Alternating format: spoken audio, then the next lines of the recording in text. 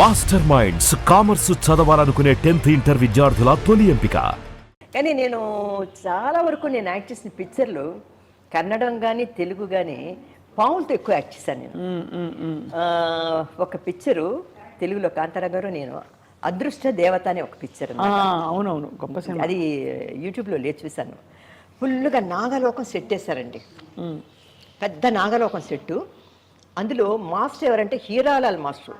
ఆయన చాలా గట్టి మాస్టర్, కాళ్ళు ముడుకులు అయినా ఇలా చూసి చూడట్లు వెళ్ళిపోయి రెడీ రెడీ రెడీ అంటాడు. రక్తం కారుతున్నా సరే ఆయన వదిలిపెట్టాడు. ఆయన మూమెంట్స్ చాలా ఫాస్ట్గా ఉంటాయి. ఆయన చాలా కష్టం. డాన్స్ చేస్తుంటే పావులు వేస్తుంటారు పైన, ఇలా పావులు పడుతుంటే నాగలోకం కదా ఫుల్గా నిజమైన పావులు తెచ్చిస్తారనమాట. కొన్నిటికి ఏమో పళ్ళు తీశారు, కొన్నిటికి కుట్టారు, కొన్నిటికి పళ్ళు కూడా వచ్చేస్తుండొచ్చు.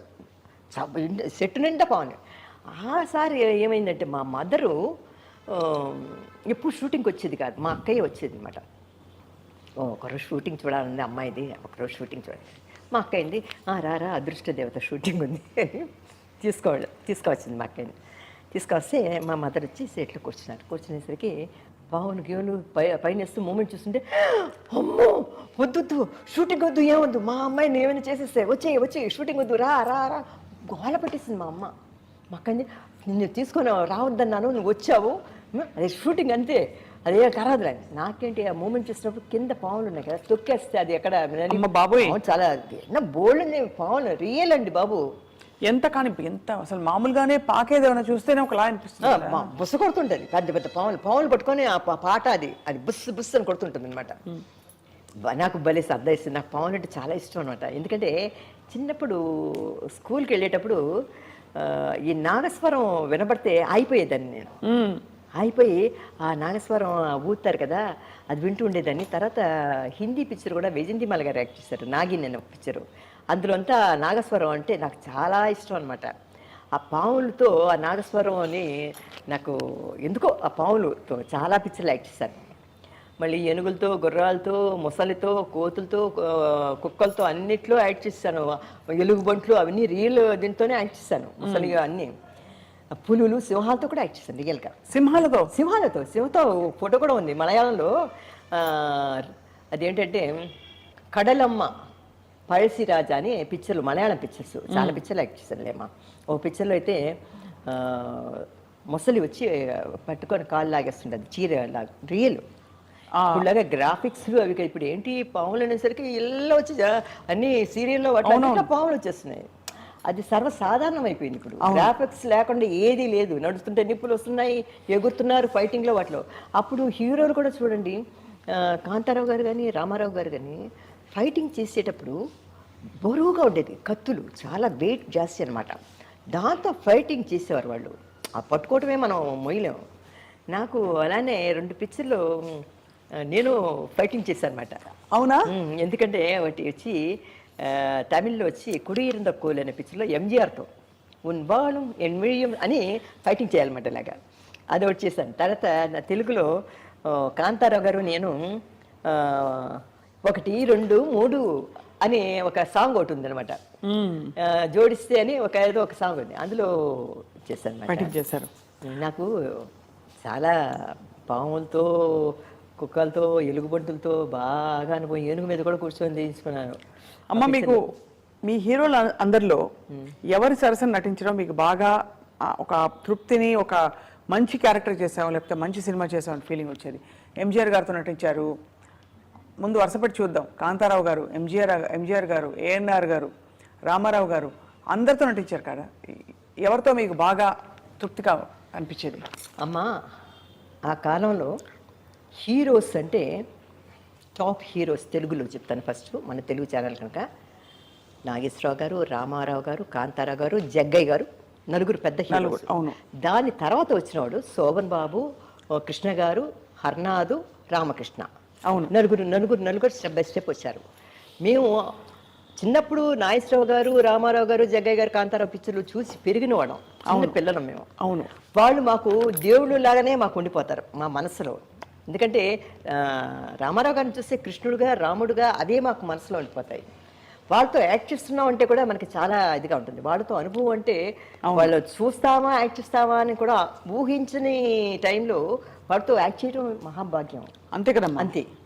ఇప్పుడు మిగతా హీరోలతో చెప్తారా? మిగతా హీరోలు శోభన్ బాబు గారు, కృష్ణ గారు, హర్నాథ్, రామకృష్ణ అందరూ చక్కగా పెళ్ళిళ్ళు అయిపోయి వచ్చిన వాళ్ళు అందరూ కూడా వాళ్ళకి ఏమిటంటే ఆ కాలంలో లేడీస్ కానీ జెంట్స్ కానీ ఎక్కువగా మనం హీరోయిన్స్తో ఎక్కువగా టచ్లో ఉన్నాం. ఎందుకంటే మనం ఎవరు పైకి రావాలి, మనం బాగా సాధించాలి, పెద్ద హీరోస్ అవ్వాలని వాళ్ళు, మనం పెద్ద హీరోయిన్స్ కావాలని మనం అనుకున్నాం. అందులో మాకు యాక్ట్ చేసేటప్పుడు ఏ హీరోయిన్ అయినా ఒకటే. అంటే ఇప్పుడు రామారావు గారు యాక్ట్ చేసినప్పుడు అదొక విధమైన ఎక్స్పీరియన్స్, అనుభవం. నాగేశ్వరరావు గారితో యాక్ట్ చేసేటప్పుడు అదొక టైప్ ఆఫ్ ఇది. అంటే అన్నిటికీ మనం అడ్జస్ట్ అవుతాం. మిగతా జగ్గ గారితో యాక్ట్ చేసేటప్పుడు అదొకటి, కాంతారావు గారితో ఒక టైప్ ఉంటుంది. అదేలాగా శోభన్ బాబు గారిని, కృష్ణ కానీ, కృష్ణరాజు కానీ అందరితో ఆల్మోస్ట్ అందరు హీరోలతో తెలుగులో యాక్ట్ చేశారమ్మా. అది వాళ్ళ అనుభవం. అంటే ఎవరు ఎక్కువ అని లేదు, ఎవరితో యాక్ట్ చేసినప్పుడు వాళ్ళే మాకు దేవుడు, వాళ్ళే ఎక్కువ మాకు. అది అంతేగాని వీళ్ళు చాలా టాప్ కదా వీళ్ళతో యాక్ట్ అంటే పెద్ద హీరోలతో యాక్ట్ చేయటం అంటే అప్పుడు గ్రేట్గా మేము భావించేవారు. అవును కదా. నాగేశ్వరరావు గారు, రామారావు గారు అంటే టాప్, అదే ప్రపంచానికి తెలిసింది అందరూ. అందులో తర్వాత తమిళనాడులో అంటే ఎంజీఆర్ గారు అంటే తెలియంది లేదు. అందులో కూడా ఇదేలాగా స్టెప్ బై నలుగురు ముగ్గురు ఉన్నారు, ఎస్ఎస్ఆర్, వాడు అందరితో యాక్ట్ చేశాను నేను ఆల్మోస్ట్. రైట్. కనుక ఒక్కొక్క విధమైన అనుభవం అంతే. ఎవరు ఇష్టం అని లేదు, మన క్యారెక్టర్ ఏది మంచిదా అని అది ఇష్టం నాకు అంతే. సో అమ్మ, మీరు ఇంత పీక్ ఆఫ్ యాక్టింగ్లో ఉంటూ మనకి మీ వివాహం అయినప్పుడు పాంచజన్య గారితో అది ఎలా కుదిరింది? ఎలా మీకు అసలు అంటే పొలిటికల్ ఫ్యామిలీ వల్ల పరిచయం అయ్యారా? అది చెప్పాలంటే అమ్మా, నేను ఇప్పటికీ సుబ్రహ్మణ్యరెడ్డి గారు ఎక్కడైనా ఫంక్షన్లో కనబడితే చెప్తారు, రాయశ్రీ ఏంటి నువ్వు పీక్లో ఉన్నప్పుడు పెళ్లి చేసుకొని పోయావు, నాకు నచ్చలేదు అన్నారు. మొన్న ఒకసారి జమున గారు మేమందరం వైజాగ్లో ఫంక్షన్కి వెళ్ళాం, ఆయన బర్త్డే దానికి వెళ్ళినప్పుడు అన్నారు. నేను అన్నాను అదేమిటండి అంతా మనం అంటే మన ఫీల్డ్ అయిపోయిన తర్వాత మ్యారేజ్ చేసుకోవటం ఏంటి, ఫీల్డ్ పీక్లో ఉన్నప్పుడు చేసుకుంటేనే ఆ లైఫ్ ఈ లైఫ్ రెండు మనకి ఎంజాయ్ చేయొచ్చు. ఫీల్డ్లో యాక్ట్ చేయడానికి మనకి ఎండ్ అన్నది లేదు. అవును, ఎండ్ లేదు, మనకి యాక్ట్ చేస్తూనే ఉండొచ్చు మనం.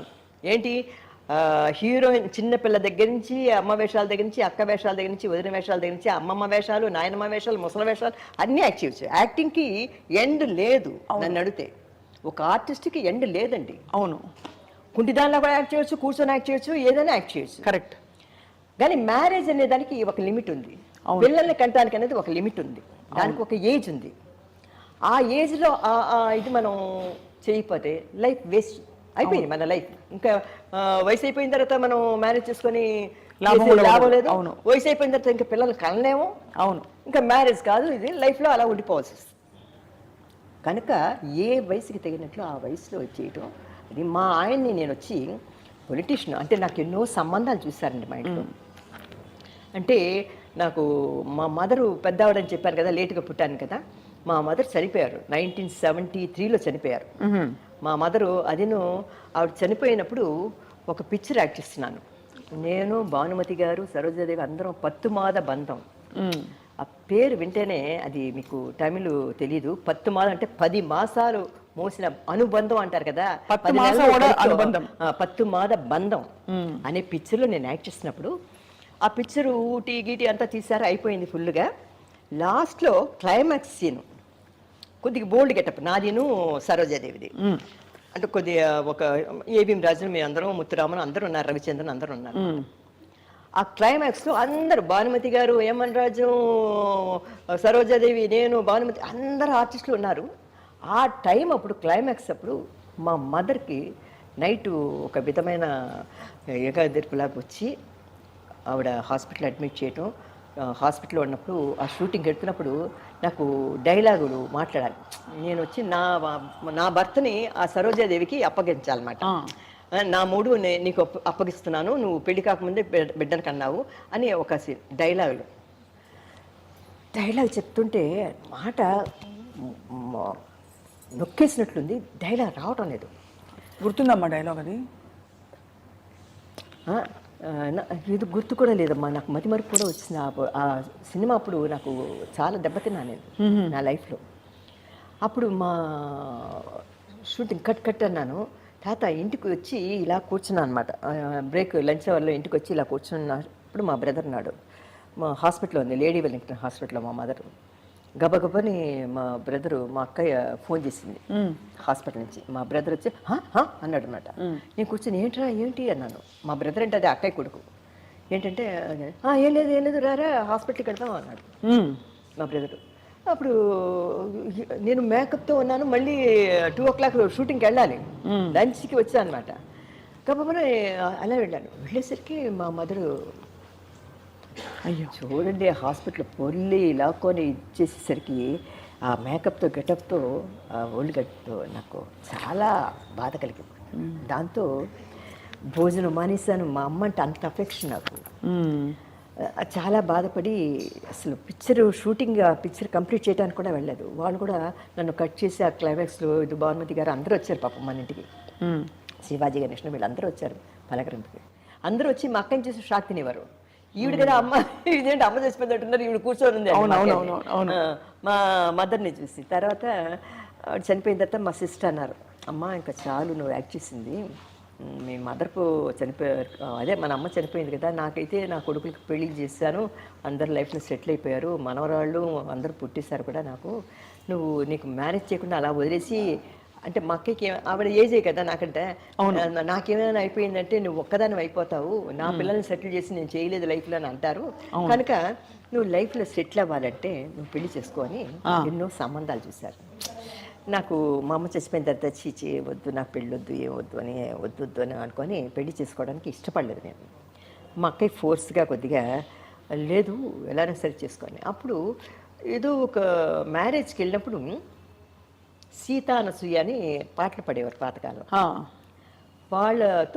వాళ్ళును బిఆర్ నాయుడు గారు భక్త శబరి తీశారని చెప్పాను కదా, సీతగా యాక్ట్ చేశారని. అవునవును. ఆవిడ వైఫ్ నాయుడమ్మ గారు అంటారనమాట, ఆవిడ లీలా నాయుడు. ఆవిడను ఏదో మాట్లాడుతూ ఇలా ఒక సంబంధం ఉంది, ఇది ఒక హైదరాబాదు ఒక ఎమ్మెల్సీ పెద్ద చదువుకున్నాడు ఆయన, వెంగయ్య గారు టైంలో ఆయన ఇది ఇంటెలెక్చువల్ అని చెప్పేసి సంబంధం ఉందంటే నేను అనుకొని గమ్మన్నాను. ఆ పిక్చరు అదే ఆ మాటలు జరుగుతున్నప్పుడు నేను కొద్దిగా బయట సరిపెట్టలే. తర్వాత ఆ పిక్చర్ అది ఫినిష్ చేస్తాను అనుకోండి, పత్తమాత బంధం. తర్వాత నాకు రామారావు గారు, ఎన్టీ రామారావు గారు ఆయన బోన్ బ్యానర్లో ఆ పిక్చరు దానవీర సూరకర్ణ, అందులో నన్ను ఆయన పిలిచి నాకు రుక్మిణి సత్యభామ క్యారెక్టర్ ఇచ్చారనమాట. ఇచ్చినప్పుడు నేను షూటింగ్ ఒక షెడ్యూల్ వర్క్ చేశాను రామకృష్ణ స్టూడియోలో హైదరాబాద్లో. తర్వాత వచ్చి అక్కడికి వెళ్తున్నప్పుడు ఆయన వచ్చి ఫోన్లోనే మా ఆయన మాట్లాడారు, ఇలాగా వచ్చి చూడాలి అది ఇది అని, ఇలాగా ఆయన ఇంకోనే చేసుకోవాల్సింది, నేను ఆ పేరు చెప్పను, ఇంకొక హీరోయిన్ చేసుకోవాల్సింది. తర్వాత ఇలాగా రాయశ్రీ గారు వాళ్ళ కండిషన్ ఏంటంటే ఆఫ్టర్ మ్యారేజ్ వర్క్ చేయకూడదు అనేది వాళ్ళ కండిషన్. ఆయన పొలిటీషియను, సినిమా వాళ్ళం కదా. అలా అన్నప్పుడు సరే అని అప్పుడు ఏమైందంటే చెప్పారు, ఇలా రాయశ్రీ వాళ్ళ ఇంట్లో కూడా సంబంధాలు చూస్తున్నారు అంటే, మా ఆయన కొద్దిగా ఒడ్డు పొడుగు కొద్దిగా ఇదిగా ఉంటుంది దట్టంగా, ఏం ఇష్టపడతారో లేరు గబుకొని వద్దు అంటే కష్టం, కానీ ఆవిడని ఆ అమ్మాయిని చూసాను నేను ఒక బర్త్డేలో, మనకు బాగా తెలిసిన సినిమా వాళ్ళే, ఆ అమ్మాయిని చేసుకోలేదు, చూశాను, కానీ ఆ అమ్మాయి వాళ్ళు ఒప్పుకుంటారా లేదో తెలియదు, కానీ నాకు పెళ్లి చూపులని రాను, ఊరికే వస్తాను హలో అని ఫ్రెండ్స్ లాగా, నేను ఎక్కడో దూరాన్ని చూశాను అన్నారు. మా ఇంట్లో అన్నారు, ఇట్లా మా ఇంట్లో కూడా చెప్పలేదు ముందు, గెస్ట్లు ఏదో పిక్చర్ ఏదో తీస్తారంటే మా ఆయన వస్తారు, నేను ఒక మ్యాక్సీ వేసుకున్నాను, మ్యాక్సీ వేసుకొని బెల్ కొడితే వచ్చి తలుపు తీశాను, తీసి లోపలికి రమ్మన్నాను, ఆఫీస్ రూమ్లో కూర్చోబెట్టాను. ఆయన చూసి ఏంటి చిన్నపిల్లలా ఉంది ఇంత కొద్ది సన్నగా, మా అమ్మ చచ్చిపోయిన కొత్త బాగా సన్నగా అయిపోయాను నేను. అయితే ఈ అమ్మాయి చిన్న అమ్మాయిగా ఉంది, నేను హైట్ వెయిట్గా ఉన్నాను, ఒప్పుకుంటారు లేదో అని కూర్చున్నారు, మాట్లాడారు, ఇచ్చేసారు వెళ్ళిపోయారు. తర్వాత చెప్పారు మా ఇంట్లో, చెప్తే నేను అన్నాను, నాకు వద్దు, నేను పెళ్లి చేసుకున్నాను, నేను అసలు మనిషి నాకు ఎవరినైనా అలా కాసేపు చూస్తే కానీ వాళ్ళు నా మైండ్లో రిజిస్టర్ అవ్వదు, నాకు ఇలా మాట్లాడతాను, తర్వాత వాళ్ళు ఇంకోసారి చూసి వీళ్ళు ఎవరో అని అడుగుతుంది అనమాట. అలాగా నా స్వభావం చిన్నప్పటి నుంచి కూడా, ఎక్కువగా కళ్ళల్లో కళ్ళు పెట్టి చూసి ఇలా మనిషిని అబ్జర్వ్ చేస్తేనే నా మైండ్లోకి ఎక్కుతుంది, లేకపోతే మైండ్లో ఉంచుకోవాలని ఇదే ఉండదు నాకు. వచ్చారు చూస్తారు, మా ఇంట్లో అన్నారు నేనన్నా పెళ్ళాగిలాను. తర్వాత నాకే కోపం వచ్చేసింది. మాకే ఊరికే పెళ్లి చేసుకో నీకు ఏదైనా అయిపోతానికి ఏదైనా అయిపోతుంది అనేసి అంటుంటే మీ ఇష్టం అన్నాను. సరేనా కన్ఫామా అన్నారు. కన్ఫామ్. నేను ఇంట్లో ఉండటం మీకు ఇష్టం లేదా మీకు? నాకేమో పెద్ద మా అమ్మ చనిపోయిన తర్వాత మా అమ్మ ఉన్నప్పుడు పెళ్లి చేసుకోలేదు. ఓకే అన్నాను. వెంటనే మన వెంగళరావు గారు సీఎం కదా అప్పుడు, వాళ్ళ వైఫ్ ఆవిడ ఫోన్ చేసి ఏమ్మా అలాగా కన్ఫామ్ కదా, మీ డేట్ మీ జాతకాలు పంపించింది చూస్తామనేసి మా ఇంట్లో చేశారు. చూసి అమ్మ 1 monthలో మంచి ముహూర్తం ఉన్నాను. నేను అన్నాను 1 monthలోనా? అయ్యో కొన్ని పిక్చర్లు ఉన్నాయి కదా బ్యాలెన్స్ పిక్చర్లు. అవును. అంటే అప్పుడు అంటే మా అమ్మ చచ్చిపోయిన తర్వాత కొన్ని పిక్చర్లు ఒప్పుకోలేదు నేను కొన్ని. అప్పుడు కొద్ది గ్యాప్లో ఉన్నాను అనమాట. లేకపోతే డే నైట్ వర్కే నాకు రుబ్బినట్లు ఒక్క నిమిషం తీరుబాటు ఉండేది కాదు. కన్నడమో తెలుగో మలయాళమో హిందీయో ఈ 5 లాంగ్వేజ్లో ఏదో ఒక షూటింగ్ చేసేదాన్ని. అప్పుడు ఏమైపోయిందంటే సరే అని అలాగా సరే అన్న వెంటనే వాళ్ళు చేశారు.